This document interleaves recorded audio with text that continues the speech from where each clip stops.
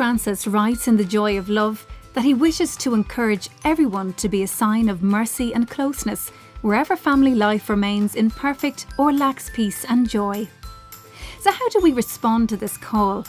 And how do we reflect the attitude of Jesus, who sets out a demanding ideal, yet never failed to show compassion and closeness to the frailty of others? For Pope Francis urges us to rediscover the meaning and importance of mercy, which is a wellspring of joy, serenity and peace. For mercy is at the very foundation of the Church's life and fundamental to Jesus' mission. But as we know, showing mercy is far from easy, especially when faced with the challenging realities found in family life. What do we do with those who cause immense harm to themselves and to others, where all attempts to help them have simply failed? Surely there seems to be only one remaining course of action.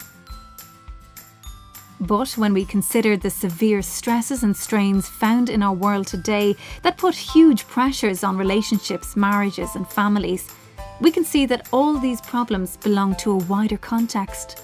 For many families are constantly worried about job security, money, the future of their children, which means that they are simply not present to others, which can bring tensions to relationships and tear at the fabric of family life. And as the world gets faster in all aspects of our lives, parents can come home exhausted after work, not wanting to talk.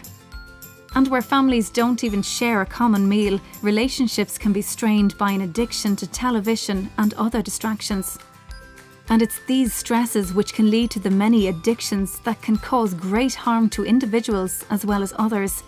Addictions such as gambling, drugs and alcohol can be the cause of immense suffering and result in family breakups. And where there is no family to support those suffering from addiction, this can lead people to make a shipwreck of their lives. But rather than condemn, Pope Francis calls us to show mercy, to bear the weaknesses and struggles of our brothers and sisters, calling us all to bring hope to those who have lost their way or are in the midst of a storm. For just as the Church is a sign of God's love in the world today, a beacon to enlighten those who have lost their way, we too are called to be a sign of God's love, so that wherever there are Christians, everyone should find an oasis of mercy. For mercy is the force that reawakens us to new life and instills in us the courage to look to the future with hope.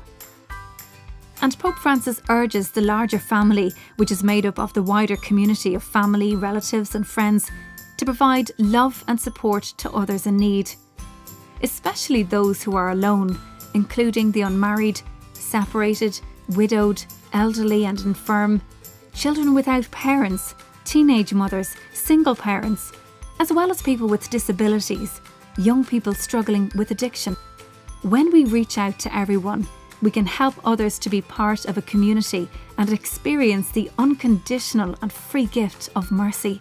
For merciful love is always ready to understand, forgive, accompany, hope, and above all, integrate. For love bears fruit in mercy and forgiveness, and mercy is the heart of God.